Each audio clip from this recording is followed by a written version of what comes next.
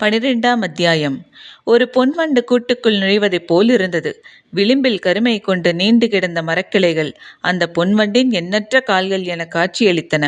மாளிகையின் மேல் மாடத்தில் நின்றபடி மேற்கு திசையில் மலையில் மறையும் சூரியனை பார்த்து கொண்டிருந்தார் கபிலர். கண்கள் ஊர்ந்து இறங்கும் பொன்வண்டை பார்த்து கொண்டிருந்தாலும் மனம் முழுவதும் காலை சூரியனையே நிறைந்திருந்தது. அருகில் யாரோ வரும் காலடியோசை கேட்டு திரும்பினார்.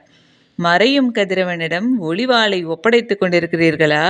கேட்டுக்கொண்டே இன்முகத்தோடு வந்தான் பாரி. இருவரும் பேசியபடியே இருக்கையில் அமர்ந்தனர். பாரி கேட்டான்.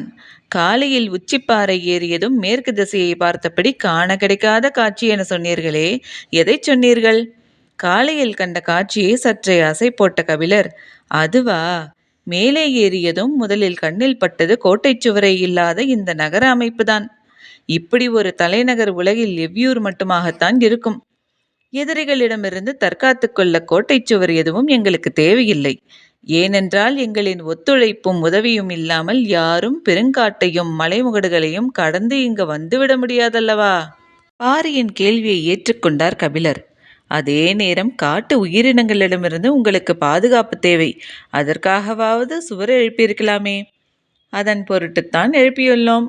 எங்கே எழுப்பியிருக்கிறீர்கள்? என் கண்களுக்கு தெரியவில்லையே. எதுவும் மாயச்சுவர் கட்டியுள்ளீர்களா? பாரி சிரித்தான். உங்களின் கண்களுக்கு தெரிகிறது. ஆனால் அதுதான் சுவர் என்பதை உங்களின் எண்ணம் ஏற்க மறுக்கிறது. கபிலர் உட்கார்ந்த இடத்தை விட்டு எழுந்து பார்த்தார். அவரை கவனித்தபடி பாரி கேட்டான். இந்த காட்டில் எத்தனை வகையான விலங்குகள் இருக்கின்றன என்று யாருக்கு தெரியும்? காட்டு விலங்குகளால் உடைத்து நொறுக்கவோ தாவி கடக்கவோ முடியாத ஒரு கோட்டை மதிலை மனிதனால் கட்டிவிட முடியுமா? கார்காலத்தில் 3 குழுகுண்டு தின்ற ஒரு பெண் யானை எவ்வளவு பெரிய கற்கோட்டையும் தகர்க்கும். அதிங்கத்தை தின்ற ஆண் யானை கூட்டம் உள்நுழைந்தால் பெரும் மலையும் கிடுகிடுக்கும். மரமேறி உயிரினங்களால் தாவி கடக்க முடியாத தடுப்புச் சுவரை எழுப்ப முடியுமா? இந்த மலைத்தொடர் வடதிசையில் தென் திசையிலும் எவ்வளவு தொலைவு நீண்டு கிடக்கிறதோ யார் அறிவார்? இடையில் ஒரு சிறு பகுதிதான் பரம்பு நாடு இருக்கிறது. எண்ணிக்கையில் அடங்காத விலங்கு கூட்டங்கள் நாள்தோறும் இடமும் வளமுமாக எங்களை கடக்கின்றன. இவற்றிடம் இருந்து பாதுகாக்க எத்தனையோ முறைகளை கையாண்டு எம் முன்னோர்கள் இறுதியாக இந்த நாகப்பச்சை வேலியை பெருங்காட்டோடு எழுப்பினர். கபிலர் சுற்றுமுற்றும் பார்த்தார். எவ்வியூரின் கடைசி வீடுகளும் தெருக்களும் முடிவடைந்த சிறிது தொலைவில் இருந்து காடு ஆரம்பமாகிறது. இதில் வேலியோ சுவரோ எங்கே இருக்கிறது என யோசித்தபடி நின்றார். பாரி சொன்னான். ஊரின் எல்லை முடிவடைந்ததும் காடு தொடங்குகிறது. இடையில் வேலி எங்கே இருக்கிறது என்று நினைக்கிறீர்களா? நீங்கள் பார்க்கும் அந்த காட்டின் தொடக்கம் இயற்கையானது அன்று. அந்த தாவரங்கள் தாமாக முளைத்தவை அல்ல. நாங்கள் அறிந்த இந்த பெரும் உலகெங்கிலும் இருந்து கொண்டு வந்து இங்கு முளைக்க வைத்தவை. கபிலர் பாரியை கூர்ந்து பார்த்து கொண்டிருந்தார். காட்டில் உள்ள ஒவ்வொரு உயிரும் தின்னக்கூடிய தாவரங்கள் உண்டு, தின்னக்கூடாத தாவரங்களும் உண்டு. நுகரக்கூடியது நுகரக்கூடாததுமான பச்சிலைகள் உண்டு. பற்றக்கூடியதும் பற்றக்கூடாததுமான செடி கொடிகள் உண்டு. நாங்கள் காட்டு உயிரினங்கள் நுகரவும் நெருங்கவும் பற்றவும் முடியாத தாவரங்களை கொண்டு ஒரு பெரும் வேலி அமைத்துள்ளோம். தலைமுறை தலைமுறையாக எங்கள் தாவர அறிவின் சேகரம் இந்த நாகப்பச்சை வேலிதான். இவ்வளவு எளிதான வார்த்தைகளால் எவ்வளவு பெரிய செய்தியை சொல்லிக் கொண்டிருக்கிறான் பாரி. நம்ப முடியாமல் நின்று கொண்டிருந்தார் கபிலர். இதை எப்படி மனிதனால் செய்ய முடிந்தது?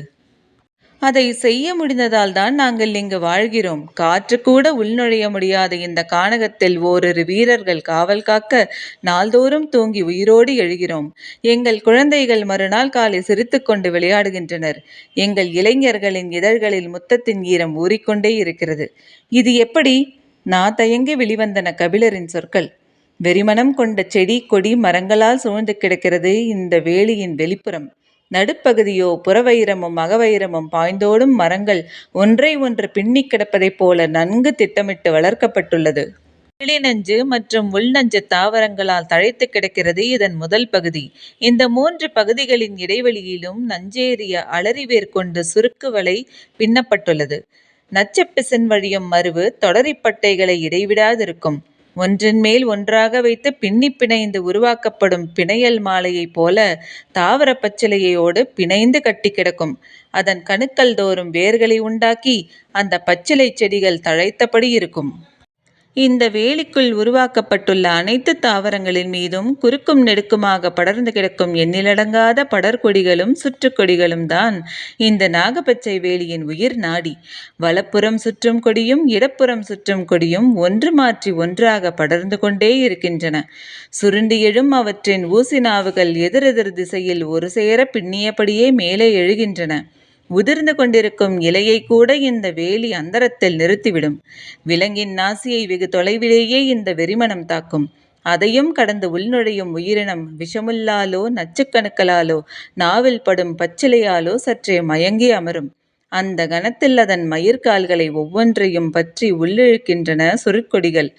அந்த உயிரினத்தின் இயக்கத்தை மிக விரைவாகவே தனது கட்டுக்குள் கொண்டு வந்து விடுகிறது இந்த நாகப்பச்சை வேலி. அதன் பிறகு அந்த விலங்கு அமர்ந்த இடத்தில் உள்ள தாவரமும் கரையான்களும் எறும்புகளும் சிலந்திகளும் சற்றே கூடுதல் செழிப்பு கொள்கின்றன.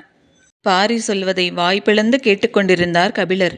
தாமரை இதழை ஒன்றின் மேல் ஒன்றாக அடுக்கி அதன் மேல் ஊன்றப்படும் வேலன் முள் முதல் இதழுக்குள் இறங்கும் நேரம்தான் கனப்பொழுது. 3ஆம் இதழை கடக்கும் நேரம்தான் இமைப்பொழுது. 6ஆம் இதழுக்குள் நுழையும் நேரம்தான் வினாடி பொழுது. எந்த ஒரு விலங்கின் இயக்கத்தையும் வேலன் முள் 6ஆம் இதழை கடக்கும் பொழுதுக்குள் நிறுத்திவிடும் ஆற்றல் இந்த நாகப்பச்சை வேலிக்கு உண்டு என்று எம் முன்னோர் கூறுவர். இயற்கையை பற்றிய பேரறிவின் முன்னர் தூசி என நின்று கொண்டிருப்பதாக கபிலர் உணர்ந்தார். மேற்கு மலையின் விளிம்பில் பொன்வண்டு தனது கடைசி கால்களை உள்ளிழுத்து கொண்டிருந்தது. பாரி இறங்கும் கதிரவனையே பார்த்து கொண்டிருந்தான். வியப்பை விலக்கி சற்றே ஆர்வம் மேலிட கபிலர் கேட்டார், எந்த வெறிமணம் யானைகள் கூட்டத்தை விரட்டக்கூடியது? ஒளி உள்வாங்கும் அழகை பார்த்தபடி பாரி சொன்னான், ஏழிலைப்பாலை. கபிலரின் கண்கள் பூத்தன. அந்த மரத்தின் வாடையை நுகரும் யானைகள் காத தொலைவுக்கு விலகி ஓடும் என்றான் பாரி. அந்த மரங்கள் எங்கே இருக்கின்றன? நான் அருகில் சென்று பார்க்க வேண்டும். பாரியின் உதட்டில் சின்னதாக ஒரு சிரிப்பு ஓடி மறைந்தது.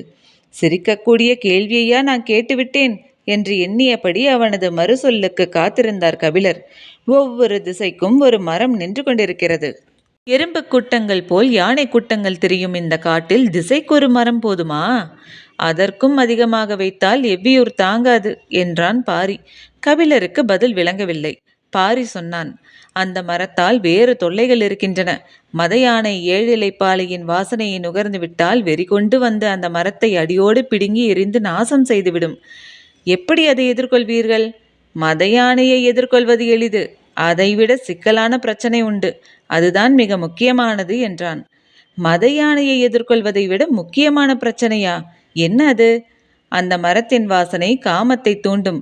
கோல் கொண்டு நெருப்பை கிளறுவதைப் போல அது நறுமணம் கொண்டு காமத்தை கிளர்த்தி கொண்டே இருக்கும். சற்றே இடைவெளி விட்டு பாரி சொன்னான், எவ்வியூருக்குள் வேறு வேலையும் நடக்க வேண்டுமல்லவா? அதனால்தான் திசைக்கு ஒரு மரம் மட்டும் வைத்திருக்கிறோம். பாரியின் சொல்லை தாண்டி வெளிவந்தது சிரிப்பு. கபிலரும் சேர்ந்து சிரித்தார். நினைவு வந்ததும் சட்டென சிரிப்பை அடக்கிவிட்டு கேட்டார், அதனால்தான் மரத்தின் அருகில் சென்று நான் பார்க்க வேண்டும் என்று கேட்டதற்கு நீ சிரித்தாயா? அவ்வளவு நேரம் அடக்கமாக வெளிப்பட்ட சிரிப்பு இப்போது பீரிட்டது. சிரித்தபடியே ஆம் என தலையை மேலும் கீழுமாக ஆட்டினான் பாரி. கபிலர் சற்றே வேகமாக, ஏழிலைப்பாலையை அடியோடு வீழ்த்தும் மத யானை மனிதரிலும் உண்டு. சட்டென பாரி சொன்னான், காமம் கண்டு அஞ்சும் சொல்லிது. அச்சமில்லை என்று சொல்ல நான் பொய்யன் அல்ல. ஆனால் அஞ்சமாட்டேன் என சொல்ல பொய் தேவையில்லை. அதுதான் புலவன். சொல் சுடும்போது சொல்லை சுடுவான் என்று சொல்ல கேட்டுள்ளேன். இன்றுதான் சொல்லி கேட்கிறேன். நாழிகை மணி யோசை எவ்வியூர் முழுவதும் எதிரொலித்தது. சூரியன் முழுவதும் விழுந்தவுடன் இருள் காட்டின் எல்லா திசைகளிலிருந்தும் இறங்கி வந்து கொண்டிருந்தது. பந்தங்களை ஏற்றும் வீரர்கள் கையில் நீண்ட குழல் போன்ற விளக்குகளுடன் ஓர் இடம் நோக்கி குவிந்து கொண்டிருந்தனர். பேச்சு எதிர்பாராத கணத்தில் காமத்துக்குள் போனதை பற்றி எண்ணியபடி கபிலர் கூறினார், இரவு வரும்போதே ஏதாவது ஒரு வடிவில் காமத்தையும் அழைத்து வந்து விடுகிறதே. பாரி அசட்டு சிரிப்போடு சொன்னான், ஏழிலைப்பாலைக்கு இரவேது பகலேது? பரமமலை ஏறத் தொடங்கியதிலிருந்து தனது சொல்முறியும் ஓசையை விடாமல் கேட்டுக்கொண்டிருந்தார் கபிலர். பாரி சொன்னான், ஏழிலைப்பாலையின் அடிவாரத்துக்கு வள்ளியை அழைத்து வந்ததுதான் முருகன் செய்த மிகப்பெரிய தந்திரம். இல்லையென்றால் வள்ளியை ஒரு நாளும் அவனால் இணங்க வைத்திருக்க முடியாது. அவனும் குறுக்கு வழியைத்தான் கையாண்டானா? சற்றே தயக்கத்துடன் ஆம் என சொல்லியபடி தொடர்ந்தான் பாரி. முருகன் வேட்டுவர் குலம், வள்ளியோ கொடிக்குலம். செடி கொடிகளை அறிந்தவர்கள் வேட்டையாடியவர்களை விட மனுநுட்பத்தில் முன்னேறியவர்கள் அல்லவா? வலிமையை விட நுட்பத்துக்குத்தானே ஆற்றல் அதிகம். அதனால்தான் முருகனால் வள்ளியின் மனதில் எதைச் சொல்லியும் இடம் பிடிக்க முடியவில்லை. காட்டை அழித்து பயிரிடும் முன் அந்த நிலத்தில் காமம் நிகழ்த்தி மனித குருதி படிந்த தாய் நிலத்துக்குள் முதல் பயிரிடுதலை தொடங்கியவர்கள்தான் கொடிக்குளத்துக்காரர்கள். முதலில் நட்ட வள்ளிக்கிழங்கை தோண்டி எடுக்கும் போது இடுப்பு வலி கண்டு அந்த நிலத்திலேயே பிறந்தாள் அந்த பெண். விதைத்த இடத்திலேயே முளைத்தவள் அவள். அதனால் அந்த செவ்வள்ளிக்கிழங்கின் பெயரையே அந்த அழகிய பெண்ணுக்கு சூட்டினர். வள்ளிக்கிழங்கும் வஞ்சிக்கொடியுமே பெண்ணாக மாறிய பேரரில் கொடிக்குளத்துக்கு உரியது. செடி கொடிகளை அறிந்தவர்களை எளிதில் ஈர்க்க முடியாது. அவர்கள் கணம்தோறும் உயிரின் வளர்ச்சியை பார்த்து மகிழ்ந்தவர்கள். வண்ணங்களையும் வாசனைகளையும் அவர்கள் அளவுக்கு அறிந்தவர்கள் யாரும் இருக்க மாட்டார்கள். அவர்களின் கவனத்தை கவர்வதோ காதலை பெறுவதோ எளிதல்ல. வேறு வழியே இல்லாமல் தான் ஏழைப்பாளையின் அடிவாரத்துக்கு வள்ளியை அழைத்துச் சென்றான் முருகன். கபிலரின் கண்முன் காலமும் காதலும் கடவுளும் ஒன்றை ஒன்று பின்னி மேலே எழுந்தபடி இருந்தன. ஆண் ஆதியிலிருந்தே வெல்வதற்குத்தான் முயன்றிருக்கிறான். பெண் ஆதியிலிருந்தே நம்புவதற்குத்தான் ஆசைப்பட்டிருக்கிறாள். பாரி சொன்னான், ஏழிழைப்பாலை பெண்மையால் பூக்கும். அதைவிட முக்கியம், பெண்ணையும் ஆணையும் ஒரு சேர பூக்க வைக்கும். வியப்பு நீங்கி சிறிது நேரமானது. உள்ளுக்குள் ஏனோ ஒரு சிரிப்பு பொங்கி வந்தது. அதை அடக்க முடியவில்லை. சற்றே திரும்பி சிரித்தார் கபிலர். ஏளனம் கொண்ட அந்த சிரிப்பின் தொனியை கவனித்த பாரி, இதில் சிரிக்க என்ன இருக்கிறது என பார்வையால் கேட்டான். கபிலர் சொன்னார், அந்த ஏழிழைப்பாலையை தலைமாட்டில் நட்டி வைத்து குடும்பம் நடத்தி கொண்டிருக்கும் ஊரோடு நான் வந்து சேர்ந்து விட்டேனே என்று நினைத்து சிரித்தேன். கபிலரோடு சேர்ந்து வெடித்து சிரித்தான் பாரி. இருளை விரட்ட பந்தங்கள் தயாராகி கொண்டிருந்தன. பாரி சொன்னான், பந்த ஒளிக்கு பூச்சிகள் வந்து விழாமல் இருக்க இலுப்பை எண்ணெய் ஊற்றப்படுவதை நீங்கள் அறிவீர்கள். ஆனால் அதற்கெல்லாம் இந்த காட்டுப்பூச்சிகள் கட்டுப்படாது. நாங்கள் பயன்படுத்துவது கொம்பன் விளக்குகள். அதில் நாகக்கழிவும் நஞ்சு பிசிடும் சேர்ந்து மெழுகியிருப்போம். பந்தம் எரிவது திரியில் இருந்து மட்டுமல்ல, திரியோடு சேர்ந்து விளக்கின் விளிம்பும் கருகியபடி தீந்து எரியும். அந்த வாசனையை ஊடறுத்து பூச்சிகள் உள்நுழைய முடியாது. ஒரு வகையில் இதை ஒளிவலை எனச் சொல்லலாம். ஒவ்வொரு பருவ காலத்துக்கும் மாறுபடும் பூச்சி இனங்களுக்கு ஏற்ப கொம்பனின் தேய்க்கும் பசையும் மாறும், எண்ணெயின் சேர்மானமும் மாறும். அப்போதுதான் அவற்றை கட்டுப்படுத்த முடியும். கபிலர் பந்தம் ஏற்றப் போகும் காவலர்களை பார்த்து கொண்டிருந்தார். ஒரு பெரும் தாழ்வாரத்தின் அடியில் அவர்கள் எல்லோரும் கூடியிருந்தனர். கொம்பன் விளக்கில் எண்ணெய் ஊற்றப்பட்ட பிறகும் அவர்கள் நெருப்பை பற்ற வைக்காமல் யாருக்கோ காத்திருந்தனர். தொலைவில் மாளிகையின் மேல்மாடத்தில் இருந்து அதை பார்த்து கொண்டிருந்த கபிலர் கேட்டார், உனது உத்தரவுக்குத்தான் காத்திருக்கிறார்களா? இல்லை, அவர்கள் குலநாகினியின் வருகைக்காக காத்திருக்கின்றனர். பாரி சொல்லிக் கொண்டிருக்கும் போதே வயதான கிழவிகளின் கூட்டம் ஒன்று எவ்வியூரின் கீழ் திசையிலிருந்து நடந்து வந்து கொண்டிருந்தது. கபிலர் எட்டி பார்த்தார். பாரி கையை காட்டிச் சொன்னான், அதுதான் நாகினிகளின் கூட்டம். அதற்குள் குலநாகினி வந்து கொண்டிருப்பாள். அவள்தான் எங்கள் குல மூதாய். இந்த நாகப்பச்சை வேலியை ஆட்சி செய்பவள் அவள்தான்.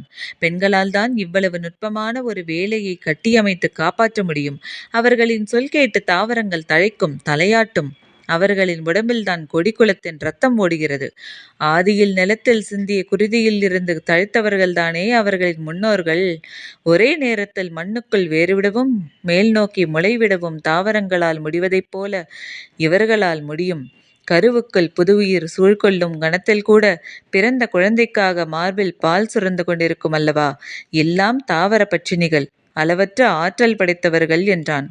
பாரியின் குரலுக்குள் இதுவரை கேட்டிராத அச்சம் இருந்தது. குல சமூகத்தில் பெண்ணின் தலைமையிடத்தை வேளிர் குலம் அப்படியே வைத்துள்ளது. எங்களின் மூதாயின் குரலுக்கு குலமே அஞ்சும் என்றான் பாரி. இவர்கள் பேசிக்கொண்டிருக்கும் போது அந்த கூட்டம் பந்தங்கள் ஏற்றப்படும் தாழ்வாரத்துக்கு வந்து சேர்ந்தது. நகரெங்கும் ஏற்றப்பட வேண்டிய பந்த எண்ணெய்களின் வாடையையும் கொம்பன் விளக்கின் வாடையையும் நுகர்ந்து பார்த்தபடியே ஒவ்வொரு விளக்காக ஏற்றி கொடுத்து கொண்டிருந்தார்கள் நாகினிகள். ஏற்றப்பட்ட விளக்குகளை கையில் ஏந்திய வீரர்கள் அவற்றை உரிய இடங்களுக்கு எடுத்துச் சென்று கொண்டிருந்தனர். நாகப்பச்சை வேலியையும் ஒளிவலையையும் கட்டியாள்பவர்கள் குலநாகினியின் தலைமையிலான பெண்களே. அவர்கள்தான் பருவ காலங்களில் தன்மையை அறிந்து முன்னெச்சரிக்கையுடன் செய்ய வேண்டியவற்றை செய்து இந்த நகரையும் எங்களையும் காத்து வருகிறார்கள். ஆண்கள் எல்லோரும் விலங்குகளை வேட்டையாடவும் வெளியுலக மனிதர்களிடமிருந்து தற்காக்கவும் தான். புல் பூண்டிலிருந்து இலையின் முனைக்கு வந்து இரு கால்கள் நீட்டி எட்டி பார்க்கும் எறும்புகள் வரை அறிந்தவர்கள் அவர்களே. மலைப்பு நீங்காமல் இருந்தது பாரியின் ஒவ்வொரு வார்த்தையும். வந்ததிலிருந்து இதுவரை பார்த்திராத பாரியை கபிலர் இப்போது பார்த்து கொண்டிருந்தார். நாகினிகள் பார்க்கிறார்கள், வாருங்கள், கீழிறங்கி போவோம் என்றான் பாரி. இருவரும் அந்த இடம் நோக்கி நடந்தனர். வீரர்கள் தீப்பந்தம் ஏந்தி எல்லா திசைகளிலும் சென்று கொண்டிருந்தனர். எல்லா தீபங்களும் அந்த இடத்தில் வைத்துதான் ஏற்றப்படுவதால் அங்கு கரும்புகை நிரம்பியிருந்தது. உள்ளே இருக்கும் யாருடைய முகமும் அருகில் வரும் வரை தெரியவில்லை. கரும்புகைக்குள் நுழைந்ததும் பாரி வணங்கினான். கபிலருக்கு புகைவாடை பெரும் குமட்டலை ஏற்படுத்தியது. கண்கள் வேறு எரிந்தன. உள்ளுக்குள் இருக்கும் யாரு முகமும் தெரியவில்லை. குமட்டலை அடக்கியபடி கண்களை கசக்கி கசக்கி பார்த்தார். புகை பொங்கி பொங்கி வந்து கொண்டிருந்தது. மூக்கில் கார நொடி ஏறி தும்மல் உருவானது. மூச்சிழுத்து வாய் திறந்தபடி தும்மும் போது அந்த நொடியில் மூக்குக்கு மிக அருகில் தெரிந்தது பெருவிழி விரிந்திருந்த குலநாகினி முகம். இத்துடன் இந்த அத்தியாயம் முடிவடைந்தது. நன்றி.